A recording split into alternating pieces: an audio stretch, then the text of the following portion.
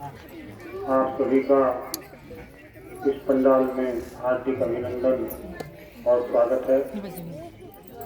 आज इस कार्यक्रम के आयोजक ब्रह्मपाल सिंह और उनके समस्त परिवार के लिए बहुत बहुत आशीर्वाद है कि उन्हीं की वजह से इतनी अधिक संख्या में भक्तगण भक्ति भाव से यहाँ पर उपस्थित हुए। कहते हैं कि संत समागम हरि कथा तुलसी दुर्लभ दोए सुत दारा और लक्ष्मी पापी के घर भी हुए। संतों का समागम और हरि की चर्चा बड़े भाग्य से प्राप्त होती है, क्योंकि धन संपत्ति और अन्य भौतिक सुख सुविधाएं तो किसी के पास भी हो सकती है, वो चाहे अच्छा व्यक्ति हो चाहे बुरा व्यक्ति हो। लेकिन जहाँ संतों का और भक्तों का समागम होता, संत या भक्त महापुरुष या गुरु का जहाँ पर आगमन होता उनका, उसे क्यों महत्वपूर्ण समझा जाता, क्यों माना जाता, क्यों हम सत्संग में जाते। जैसे हमारे मुनि जी बता रहे थे कि जब समागम में जाते हैं हम तो उसका बहुत लाभ मिलता। लाभ क्यों मिलता, क्या कारण है ऐसा कि हम अपना समय अपने पैसे सब चीज खर्च करके पहुंचते। बहुत दूर लोग जाते हैं, गुरु के दर्शन करने जाते हैं, तीर्थों के दर्शन करने के लिए जाते हैं और कहीं कहीं दिन गुजार के आते हैं। कोई ना कोई तो कारण होगा, लेकिन अज्ञानता बस हम ये समझ रहे हैं कि गंदे नाले को गंगा समझ ले हम और उसमें स्नान कर ले, चाहे ज्ञान हो चाहे अज्ञान हो, चाहे जानकारी हो या ना हो, तो वो अपना प्रभाव जरूर डालेगा। तो हम कौन से उसमें स्नान कर रहे हैं, कौन सी संगति का स्नान कर रहे हैं? संत की संगति का कर रहे हैं क्या केवल नाम मात्र की संगति का कर रहे हैं? खाली नाम से काम नहीं चलने का। अब 5 बिंदु उधर लिखे हुए हैं, अगर तुमने पढ़े होंगे, अगर कोई योग्यताएं कोई रास्ता हो तो ऐसे समागम का लाभ है। खाली संत समागम लिख देने से या संतों का समागम कर लेने मात्र से कल्याण होने वाला नहीं है। हम बहुत तीर्थों में जा रहे हैं, संतों में साधुओं में जा रहे हैं, अच्छी बात है जा रहे हैं, लेकिन क्या वो संत हैं या तीर्थ हैं या साधु हैं? इसके बारे में बहुत चिंतन करने की आवश्यकता है कि हम कौन सा पदार्थ इस्तेमाल कर रहे हैं, कौन सा स्थान का भ्रमण कर रहे हैं, किसकी हम संगति कर रहे हैं। विवेक ईश्वर ने हमें दिया, हमें विवेक को प्रयोग करना। ये नहीं कि वैसे बसों में माला बेचते फिर 10-10 रुपए की, खो जाए तो गम नहीं और सोने से कम नहीं। वो पीले रंग की धातु होती, सोने जैसी लगती है, लेकिन सोना होती नहीं। ऐसे ही गुरु जैसे तो लगते हैं, तीर्थ जैसे तो लगते हैं, लेकिन फिर न गुरु होते ना तीर्थ होते, क्योंकि उसके अंदर कुछ ना कुछ योग्यता या विशेषता होनी चाहिए। उसको तो हमने देखा ही नहीं। अब अक्सर क्या लोग कहते हैं, हमारे मुनियों को, हमारे प्रवचनकर्ताओं को, जो अभी अभी वाणी सुना रहे थे सभी लोग, तो कुछ लोगों को ऐसा लगता, उन्हें भ्रम है, एक इल्यूजन होता। जैसे किसी की आंख में मोतिया बिता जाता है ना, तो उसे स्पष्ट दिखाई नहीं देता, तो आदमी के चार दिखाई देने शुरू हो जाते हैं। नहीं, जब दृष्टि दोष होता तो उसे कुछ ना कुछ दिखना शुरू हो जाता। तो ऐसे ही जब ज्ञान का दोष पैदा होता हमारे अंदर, हमारी बुद्धि जब भ्रमित होती है, तो हम अर्थ का अनर्थ लगाना शुरू कर देते हैं। लेकिन ये तो निंदा कर रहे हैं सब लोग, जबकि निंदा करना महापाप है। निंदा किसी की नहीं करनी चाहिए, लेकिन निंदा को जानो तो निंदा है क्या चीज? हर चीज की परिभाषा है दुनिया के अंदर। निंदा की क्या परिभाषा? अगर तुम्हारी कोई भैंस खोलकर ले गया हो तो उसे साधु कहोगे चोर? बताओ, तुमको निंदा कर रहे हैं चोर कह के उसे हैं? जब नहीं कहने के मैं निंदा कर रहा हूं तब तो कहेंगे नहीं जी इसी ने खोली हुई है चोर। तो निंदा का मतलब ये होता है कि जो जैसा नहीं है उसको कैसा कहना, वो है निंदा। जो जैसा है उसको कैसा कहना कोई निंदा नहीं है, यह समाज सुधार। अगर कोई अपराध करता हो, दुराचार करता हो, व्यभिचार करता हो या अन्य कोई गलत काम करता हो, उससे समाज की अगर तुम रक्षा करोगे तो निंदा है या भलाई है या क्या है बताओ? तो समाज की भलाई कर रहे हो तुम। तो जितने हमारे संत महापुरुष आए उन्होंने जब व्यवस्था देनी शुरू करी, सही व्यवस्था, तो जो उस व्यवस्था में बंधे हुए लोग थे, जो गलत व्यवस्था थी, तो उसका विरोध तो होता ही। जब कबीरदास आते हैं, नानक आते हैं, या बुद्ध आते हैं, महावीर आते हैं, जब वो नई बात बतानी शुरू कर देते हैं समाज सुधार की, तो जो बिगाड़ वाले हैं वो तो विरोध करेंगे। इसलिए अगर हम सुधारवादी हैं तो उस चीज को हम एक्सेप्ट करना पड़ेगा। यही भक्ति है। भक्ति काहे के लिए करते हैं? गुरु काहे के लिए बनाते हैं? इसीलिए बनाते हैं कि पहले तो हमारा मार्ग सही हो। हमें जाना तो बंबई और रह के कलकत्ता वाली ट्रेन में, तो ट्रेन तो छोड़नी पड़ेगी। अगर उसी में बैठे रहोगे तो अपने गंतव्य स्थान पर नहीं पहुंच सकते। जैसे हमारे विपक्ष साहब बता रहे थे कि इन्होंने 17 गुरु का त्याग कर दिया, तो 17 ट्रेन में बैठे हुए गलत वाली में, तो वे अपने गंतव्य तो नहीं पहुंचा सकती। तो इसमें कोई दोष नहीं है। अगर मान लीजिए हम किसी गलत चीज को धारण कर लिया है और हमें ज्ञान हो जाता है किसी भी माध्यम से, या तो अपने आप आदमी चिंतन मनन कर ले या दूसरे की राय मशवरा कर ले। राय मशवरा करा जाता नहीं करा जाता? 4 आदमी बैठने की ये काम करता है, गलत है या सही है? होता नहीं राय मशवरा।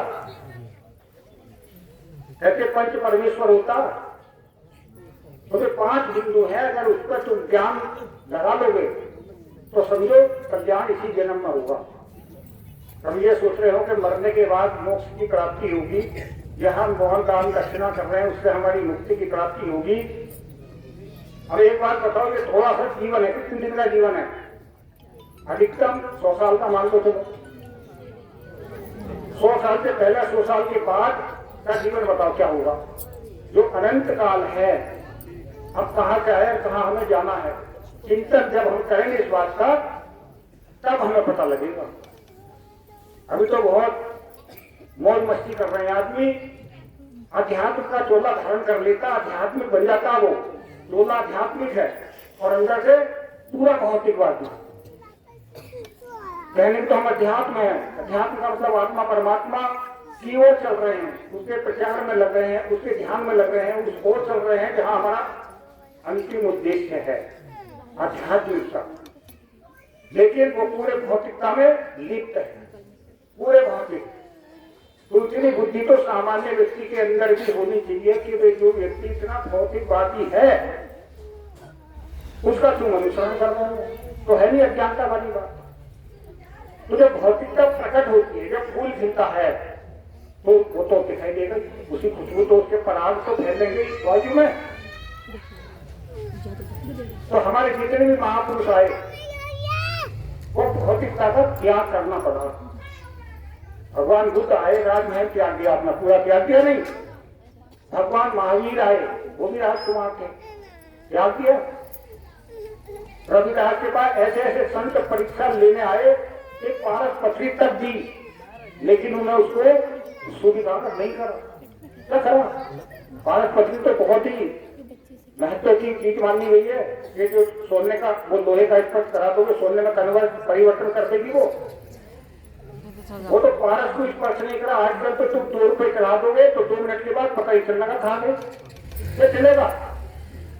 उन्हें हम अध्यात्मवादी कर रहे हैं, इसको लोग समझते निंदा।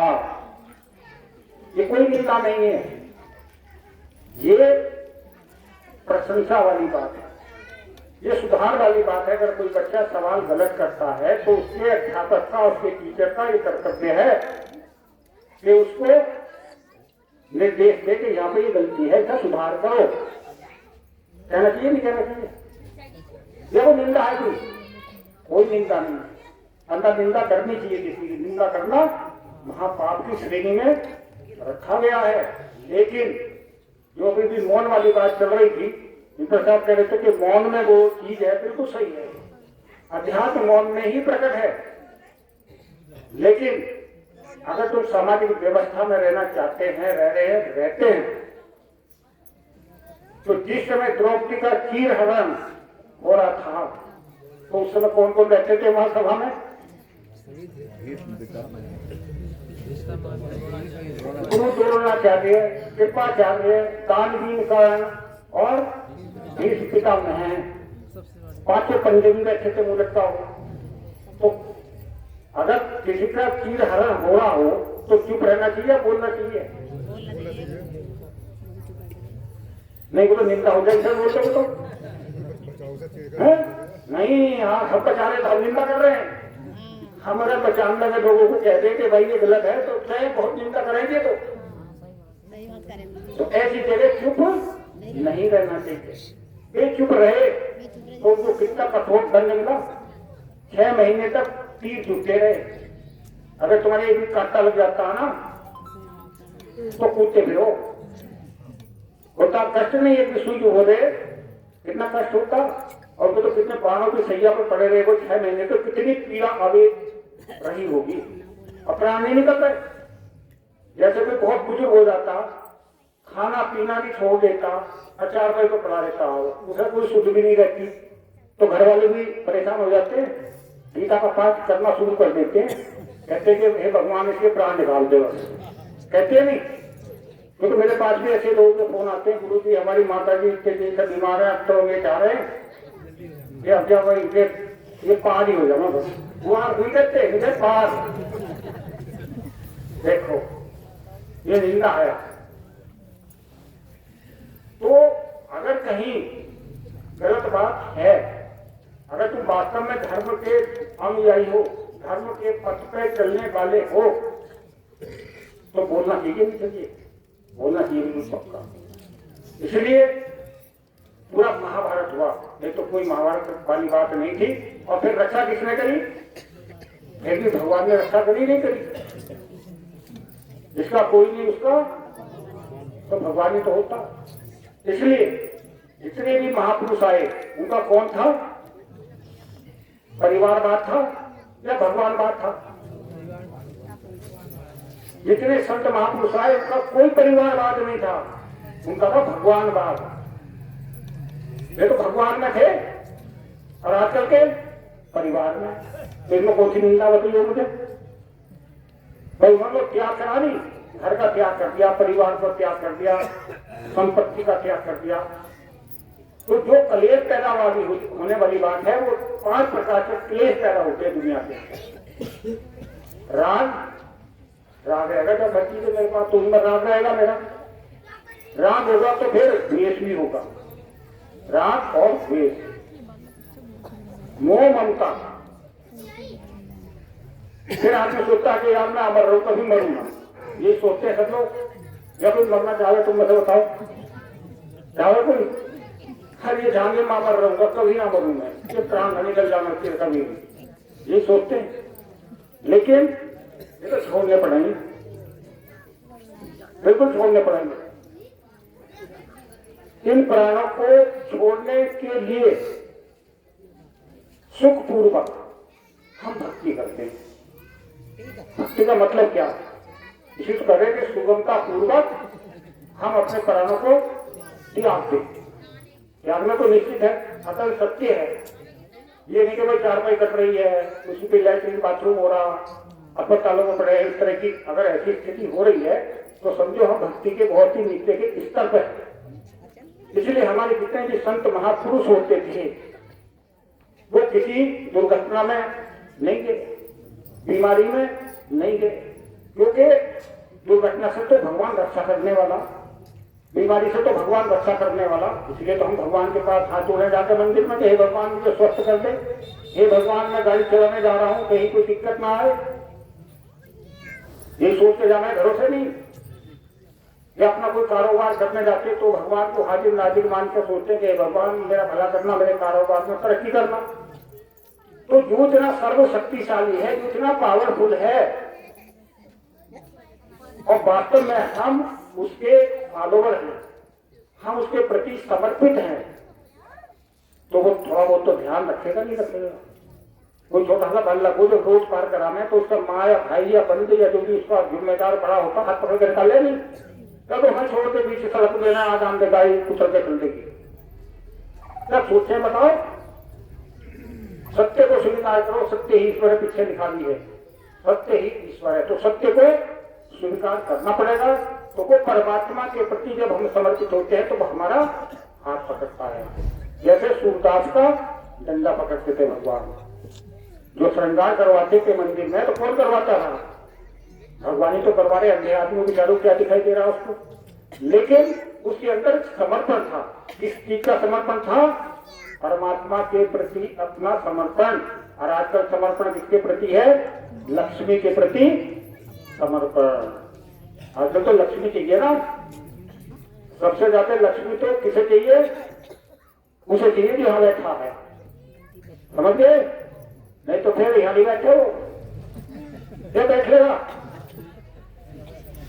अब देखो कहाँ समर्पण है, हम कहाँ समर्पित हो रहे हैं, तो कहाँ से मुक्ति मिलेगी, कहाँ से भगवान हमारा हाथ पकड़ेगा? वो हाथ नहीं पकड़ता, फिर वो हाथ छोड़ देता, बैठे जाओ चारों चांद में चले जाओ, तुमसे ऐसी जगह पहुंचेगा जहां तुम्हें दिखने का भी नहीं कुछ। तो ये जो अनमोल जीवन हमें मिला, कितने दिन का मिला? सुबह से शाम हो रही है, उम्र यूं ही तमाम हो रही है, पता नहीं चल रहा, क्षण क्षण क्षण क्षण कहाँ जा रहे हैं हम? कब्रिस्तान की तरफ चल रहे हैं, जहां जाता हुआ आदमी चलता, शमशान की तरफ चल रहे हैं प्रतिक्षण। और एक दिन जब वहां पहुंच जाते हैं तो कितनी पीढ़ी आई और कितनी चली गई, गणना करो। उसी लाइन में सब लग रहे हैं, सबका नंबर आना है। तो इसलिए भजन और बंदगी करी जाती है। इसलिए तीर्थों के, स्थलों के, गुरुओं के, साधुओं के, संतों के दर्शन करे सुने जाते, प्रवचन सुने जाते, उनके मार्ग पे चला जाता। मान लीजिए हम अपने घर में कोई रामायण या कथा या भागवत करा रहे हैं, तो क्या हम उसका पालन कर रहे हैं? उसमें जो शिक्षा है, क्या हम उस शिक्षा पर चल रहे हैं? बस सुंदरकांड का पाठ कर लिया और हो गया कल्याण। पालन बिल्कुल नहीं करना कि राम जी ने क्या करा था, सीता जी ने क्या करा था, लक्ष्मण जी ने, हनुमान जी ने क्या करा था, उसका कोई पालन नहीं करना। हनुमान जी का 40 रोज पढ़ लेंगे, लेकिन हनुमान जी की जैसी भक्ति भी करेंगे नहीं करने की। हनुमान जी का 40 पढ़ लेंगे, हनुमान जी कल्याण करते हैं। हनुमान जी जैसी भक्ति तो करो पहले। भगवान राम के अनन्य भक्त थे वो। जब हम अनन्य भक्ति करेंगे तभी तो शक्ति प्रकट होगी। अनन्य भक्ति तो है ही नहीं, बस फॉर्मेलिटी दिखाने के लिए हमने कर दी कि हाँ जी हम भी धर्मात्मा बन गए, हम भी परमात्मा के निकट पहुंच गए, हमने भी थोड़ी दान दक्षिणा कर दी तो हमको भी भगवान की कृपा हो गई। भगवान को बेटी के दान दक्षिणा की क्या जरूरत है बताओ? वो तो दाता है, वो तो सबको देने वाला। वो हमारे 2, 4, 10, 20, 50 रुपए की क्या जरूरत है उसे? जो सबको देने वाला उतना ही हम उसको दे रहे हैं। भगवान खुश होकर नाराज होगा तुमसे? बताओ। भगवान से तो कृपा लेनी चाहिए, उससे उसका आशीष लेना चाहिए, उससे सही मार्ग लेना चाहिए। जीवन कैसे हमें व्यतीत करना है, सामाजिक व्यवस्था में कैसे रहना है, वो चीज सीखनी चाहिए। वो नहीं सीखते हम। और सबसे अच्छा धंधा है थोड़ी सी एक आध किताब रख लो पास में को, 2-4 हेडलाइन लिख लो और बस उसी को व्याख्या करनी शुरू कर दो। ये बहुत प्रकांड पंडित है, वे गुरु जी हो गए, वे गुरु हो गए हैं।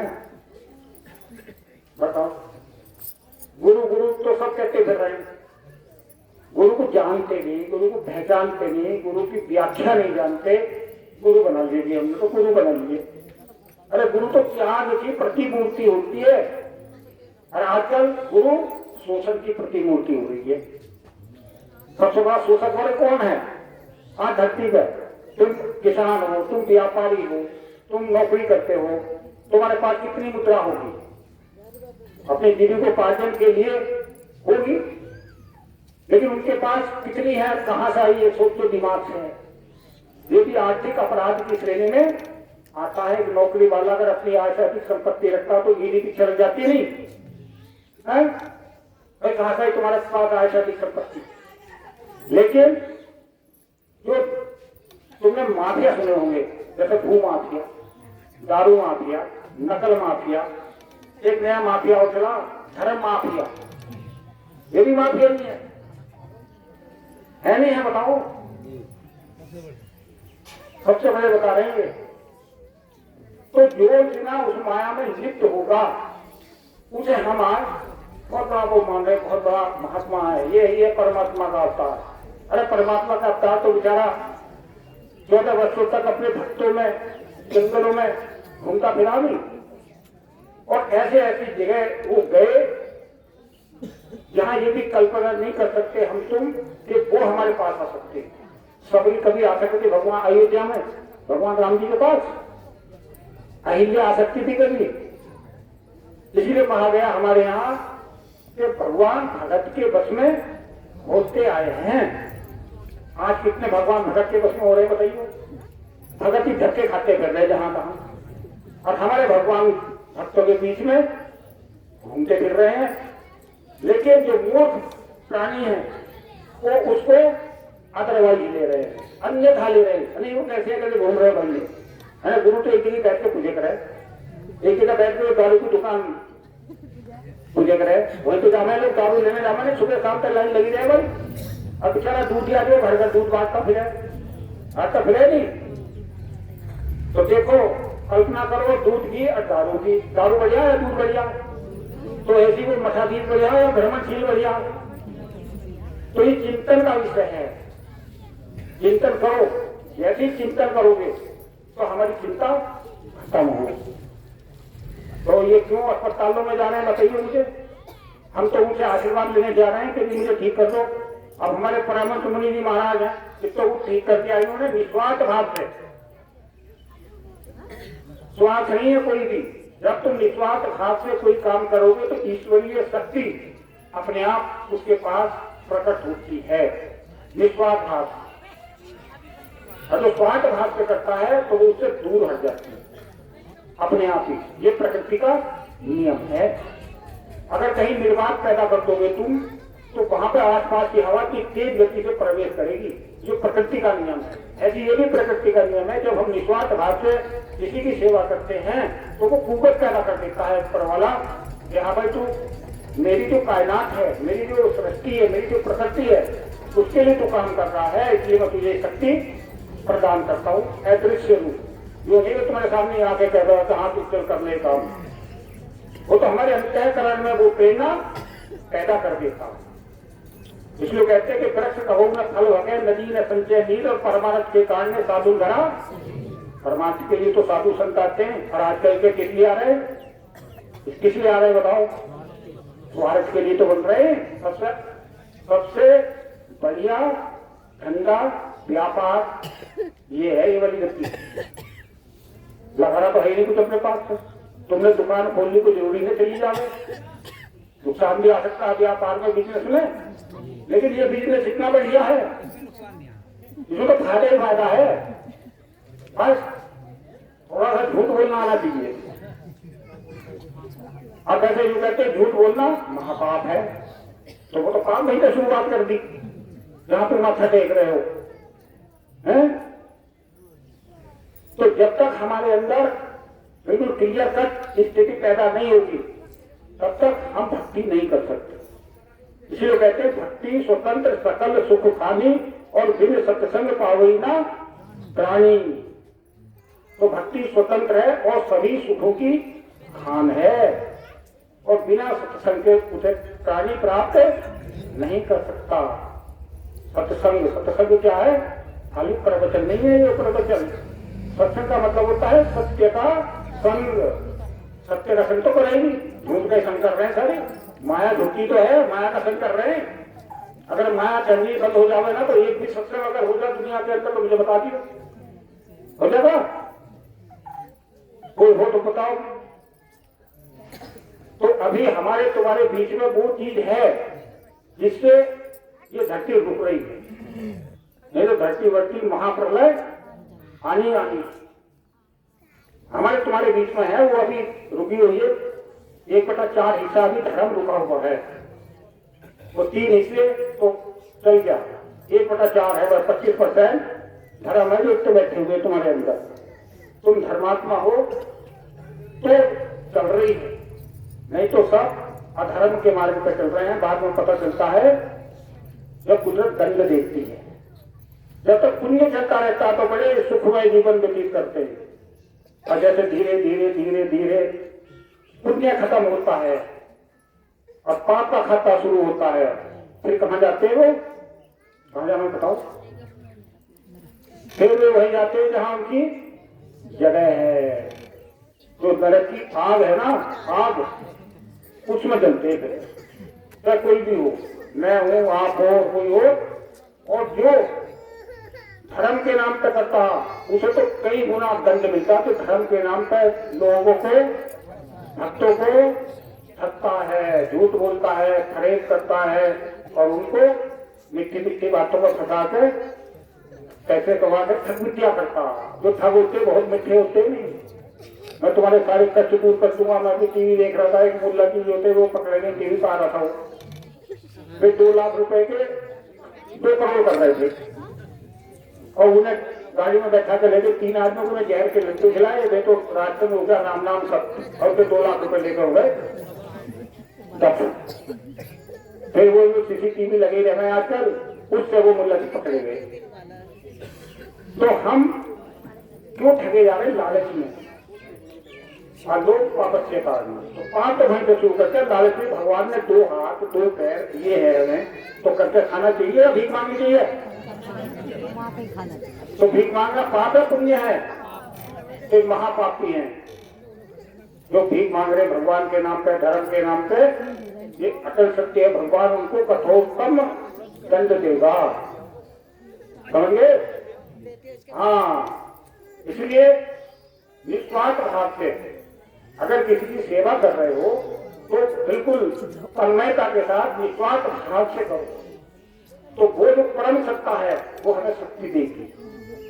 और अगर स्वार्थ भाव से करोगे तो वो शक्ति सारी छीन लेगी। फिर तुम्हें जेलों में भेजा जाएगा, अस्पतालों में भेजा जाएगा, फिर नरक की आग में भेजा जाएगा, फिर जम के दूध, फिर बोल ले जाएंगे हथकड़ी का नाम है। जम के दूध घूमते रहे ना वे बंदी वाले लोग, ये जम के दूध ही तो ले जाते नहीं। और जो जम के दूध तो में बच गया तो वे अदृश्य वाले घूमते थे। वे कब पकड़ते हैं? जब ये मट्टी का शरीर खत्म हो जाता है, जब सूक्ष्म शरीर होता है, उस समय फिर भी जम के दूध पकड़ के ले जाते हैं। वे घूमते रहते हैं पीछे सबके, ले जाएंगे पकड़ के। कहाँ ले जाएंगे वे? नरक की आग में। तो गरुड़ पुराण पढ़ी हो किसी ने तो पढ़ ली हो, समझ गए? मास्टर मन्नू सिंह नाम है उनका। ये भी बहुत दूर तक रहे बेचारे, दिल्ली पड़े रहे 3 दिन तक रोड पे गुरु के चक्कर में। गुरु हवाई जहाज मोड़ के चला गया। फिर ये बेचारे मन्नू डॉक्टर साहब फिर तब ये समझ में आए। तो बहुत अच्छी बात है, सुबह का भुल्ला शाम को घर आ जाता तो वो भुल्ला हुआ नहीं कहलाता। तो अब तुमने मेरी बात को बहुत ध्यान से तन्मयता से सुना होगा, औरों की बारी सुनी होगी। बहुत अच्छी खुशी की बात है कि इतनी अधिक संख्या में भक्तगण यहाँ पर उपस्थित है। लेकिन उससे भी अच्छी बात ये है कि हम जो प्रसाद देते हैं, ज्ञान का प्रसाद, वो उधर मिलता है। हनुमान जी ज्ञान का प्रसाद देते हैं। तुमने सत्यनारायण की कथा सुनी है? सत्य नारायण, सत्य है नारायण, इसका संदेश क्षेत्र सत्य है नारायण। सत्यनारायण की कथा सुनी होगी। तो कलावती जो थी वो प्रसाद लेके नहीं गई थी, बीच में से चली गई थी, तो उसे दंड मिल जाता नहीं, तो ऊपर वाला दंड दे देता। तो इसलिए ज्ञान का प्रसाद हमारे हिंदू धर्म में लेना बहुत जरूरी है। तो ज्ञान का प्रसाद तो उधर मिलेगा, और जो भूख का प्रसाद है वो किधर मिलेगा? वो इधर मिलेगा। और जिन्हें दुआ करा दी होगी, दुआ उन्हीं को होगी जिनका ज्ञान का प्रसाद होता है। तो परमहंस जी हमारे ये करेंगे। और कल का जो हमारा कार्यक्रम होगा कल कहाँ हुआ? कटिया महनपुर पड़ता है, धामपुर के पास, सोहागपुर के पास। कल वहां पर विशाल भंडारा प्रसन्न पाल जी करवा रहे हैं। चलो बहुत अच्छी बात है, उन्होंने प्रोग्राम कराया। सभी के लिए बहुत बहुत आशीर्वाद, धन्यवाद।